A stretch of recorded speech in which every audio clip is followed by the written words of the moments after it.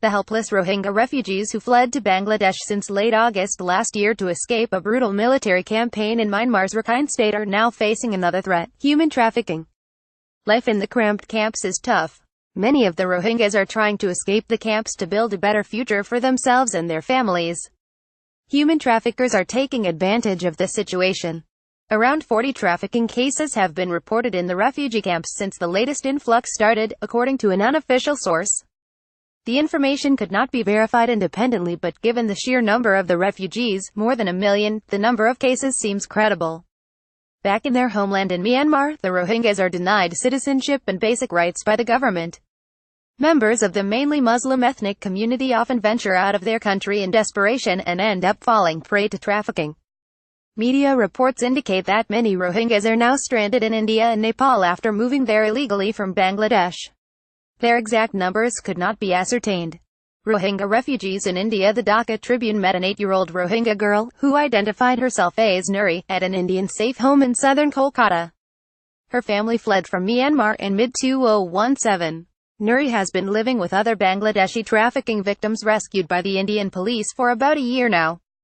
She was found in Kolkata's Habra Bazaar with 2 other Bangladeshi girls from Cox's Bazar.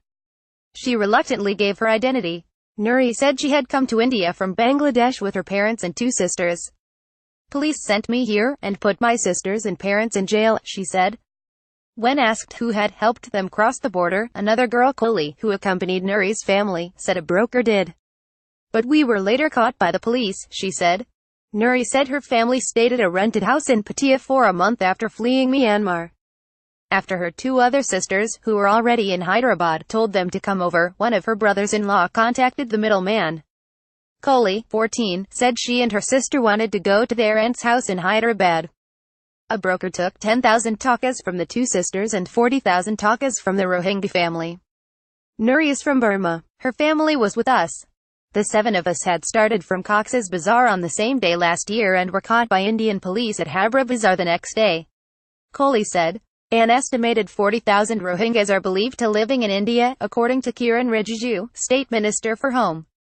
They include 14,000 Rohingyas registered as refugees with UNHCR, media reports say. Rohingya refugees in Nepal. Nepali travel agent Govind Shah, he said Rohingyas were coming there from Bangladesh.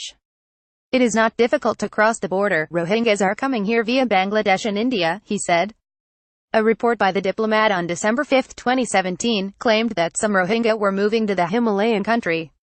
It said that approximately 300 Rohingyas were living in hastily built shelters in Kathmandu, some in Kapan, while about 600 are spread across Nepal. Their exact number was impossible to determine.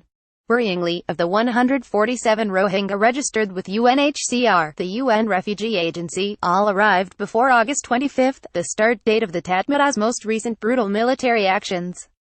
This means none of the most recent arrivals has been registered as the refugees they clearly are, the report said. Risk of trafficking in the camps. Bangladeshi law enforcement agencies have prioritized preventing the risk of the Rohingya refugees being trafficked from the camps. All vehicles and exit points are under heavy security check. But the risk still remains high, experts say. It actually goes back several years. The grand crisis is just part of a longer story, human trafficking expert Siddharth Kara told this Dhaka Tribune correspondent in Los Angeles. Many of them, Rohingyas, have been trafficked to Thailand for prostitution. He said the traffickers took advantage of the recent exodus and trafficked girls to India or other parts of Bangladesh. "It is a horrible scenario," he said, adding, "I do not have that much faith in the repatriation process." Assistant Director for Mediation in Blast Taposhi Rabava said that at the beginning of the influx, people took away many children from the camps. These Rohingya children and women are at high risk of being trafficked. People are trafficking children for domestic work. They just hold the hand of a child and take him or her with them, she said. No one knows what happens at the camps after sunset as outsiders, NGOs and aid workers, are not allowed to stay. Anything can happen. In fact, I did not feel that the security in the camps is tight enough even during the day, she added. Women's rights activist Salma Ali said that many Rohingya women and children had already been trafficked. At the beginning of the influx, no one monitored the movement of the refugees. I have seen women getting on motorbikes from near the Bangladesh-Myanmar border and nobody knew where they were going.